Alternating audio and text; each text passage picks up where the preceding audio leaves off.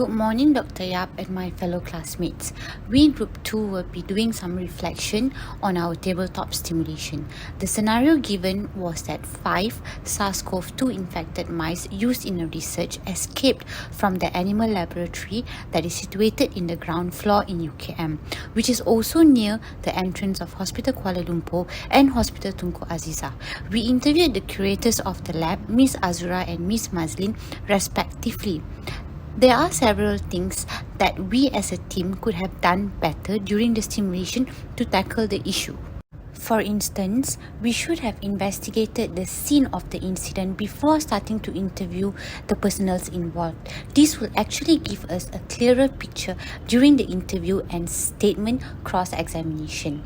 Other than that, double confirming the identity and the role of the person that we are interviewing is very important. This was one of the first mistakes that we actually made. We did not double confirm the identity and the role of the interviewees. Other than that, we should identify specialists or experts to solve the issue. For example, identify mice experts whom are veterinarians because they know more regarding mice and their behavior. Collaboration may actually ease the problem-solving process.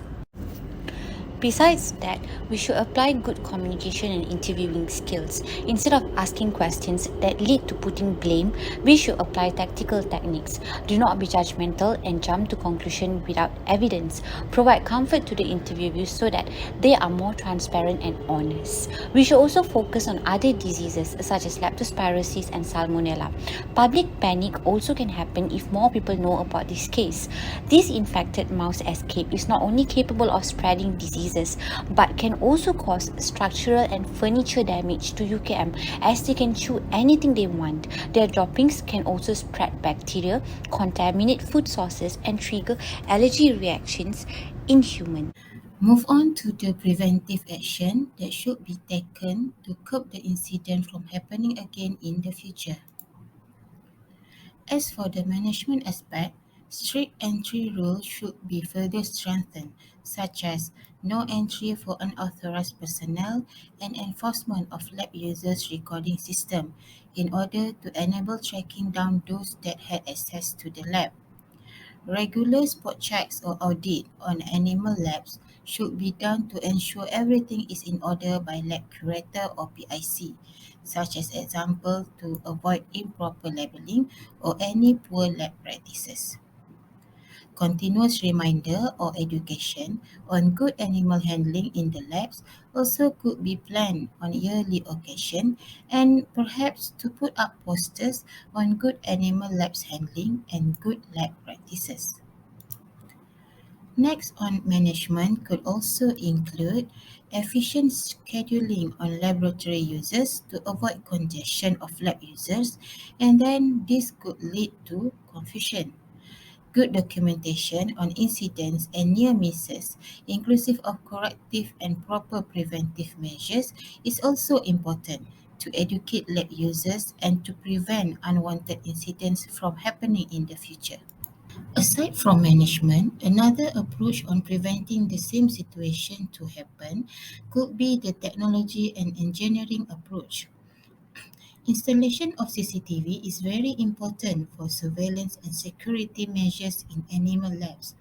As certain procedures in research is confidential, the CCTV should be located at places that could record the entrance of the animal laboratory.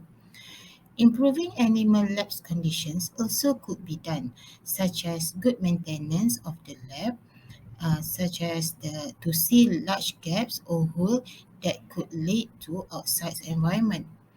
Door gap sealer and door spring also could be installed to ensure no space for the small animal labs to slip under the door and to ensure it is automatically closed behind the last person. For future animal lab or animal house, the laboratory layout or design should take into account on making sure that it can contain the escaped animal lab within the animal house or animal room. The next one is implementation of One Health concept. How can we instill One Health concept with this situation and come up with assessment that will benefit all? When the situations occur, investigation should involve internal parties first. When the laboratory department identify and confirm the loss of mice, they identify and approach the research team for a discussion to better understand where and what went wrong during the research experiment. And when double confirmation was received from research team regarding the mice escape was theirs, a special unit from internal UKM campus Kuala Lumpur, which is Unit Tindakan Khas, was dispatched for further investigation. And along with this UTK of KL campus, Biosecurity of UKM at headquarters, Bangi, was also informed along with the Dean. And finally, with the remarks from the deans, staff and students were informed and were asked to be cautious in the campus. So, without proper two-way communication from all of these internal parties, correct information could not be collected and the probability of dispatching units involved, also awareness given, could fail. When sufficient information had been collected, then only we can involve external organisation to lend a helping hand to get a better solution. External parties involved should be the one nearest to UKM KL campus, as there is a higher chances for the mice to travel to their area.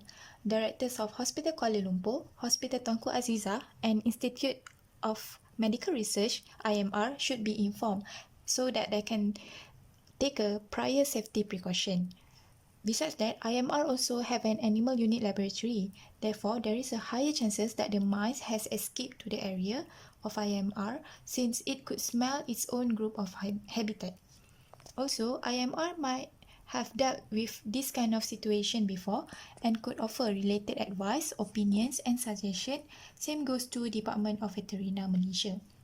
Other authorities such as Dewan Bandaraya Kuala Lumpur, DBKL, can also be informed since we are unsure whether the mice are still in UKM or have escaped outside.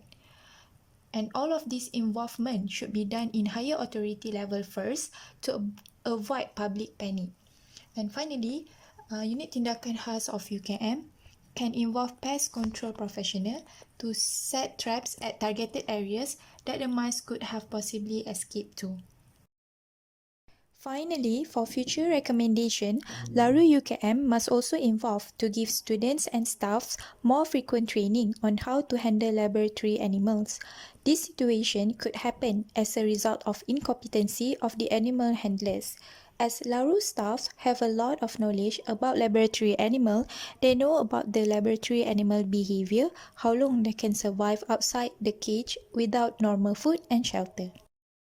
Here, we reflect on our team performance during the tabletop simulation. Actually good for us that within a very short time we managed to discuss, gather information and come up with a solution to solve the problem together. However, we need to hone several skills in order to be more productive. And how is that? On the system thinking skills, we realized that we didn't include enough One Health approach during the tabletop simulation because we didn't do any thorough analysis from the environmental aspects. So what we learned is that one should have the analytical ability that cover wholes instead of parts and must navigate complexity through proper approach such as the One Health approach. Next, on critical thinking. We noticed that our team needs to be more critical and braver to give opinion or during asking questions. This will allow us to evaluate information, interpret observations, and analyze evidence more effectively in order to form final judgment. Also, we believe that we need to enhance our focus. The team should be more attentive while interviewing the interviewee. Supposed to be, we ask questions according to the interviewee's position and to what extent they can contribute to solve the problem. We need to focus to achieve our goals. On another side, we must sharpen our creative thinking skills because this allows us to structure a plan of action with clear goals. We believe that we had done our best, but if we are more creative, especially on the task distribution among team members, the flow of the questions to ask the interviewee will be smooth with clearer end goals, and therefore we could do better. And not to forget the leadership skills. One should be appointed to be the person to give instructions or delegate tasks and coordinate the members, and these will help to achieve our goals efficiently with high productivity. What are the strategies that must be followed and the skills that must be improved in order to achieve better team performance in the future? Firstly, identifying the main problem and its solution by collecting information, looking into the available resources and similar situations, and how they were resolved by implementing the One Health approach. This will give the start point toward solving the problem. Also, setting or identifying the specific aim and objectives as soon as we start and keep them clear during the entire process will give a very clear picture of what we are working for. Also, they will be the roadmap to make the right decision when we are not sure on how to proceed and help to evaluate the team performance and make corrections whenever it's needed. Establishing of policies and procedures and keeping them updated in order to achieve the main objective. Also, proper identification of personnel involved in order to prevent valuable time wasting, especially in emergency situations. Delegate team members to different roles. So each team member will have clearly defined responsibilities and tasks so the entire group can work effectively towards the common goal. We will be discussing about some of the skills that we can improve as a team during data collection if similar situation happen upon our reflection together. First, we should sharpen our critical thinking ability by exploring every possible alternative methods that could be applied to gain more information in a crunch of time. Examples that can be taken here are like handing out questionnaires and or performing cold calls. For questionnaires, we can reach broader audience and it is less intimidating towards the interviewee. But this might not be feasible depending on the urgency of the situation. Performing cold calls can give us faster information. However, the subject might be reluctant to give up information as there is a lack of physical presence. Next, we should improve our self-awareness by being calm and collected during interviews. Even though it is an emergency situation, we should not rush the interview. This could cause the subject feels unappreciated and we might pass through important information. To perform an interview, we must first be knowledgeable and prepared on the subject before diving in to get deeper information. This can be done by lifelong learning and constant practice on effective communication to ensure smooth and better interaction with the subjects. We also thought about how we should divide and delegate the questions effectively. Each team member should have equal opportunity to ask questions and avoiding repeating the same questions so as not to bore the subject. Moving on, we should be adaptable when performing interviews while not losing sight of the goal because the situation might change. We must be flexible in handling the interviews while avoiding bias. Finally, by proper planning, we are developing the ability to differentiate points.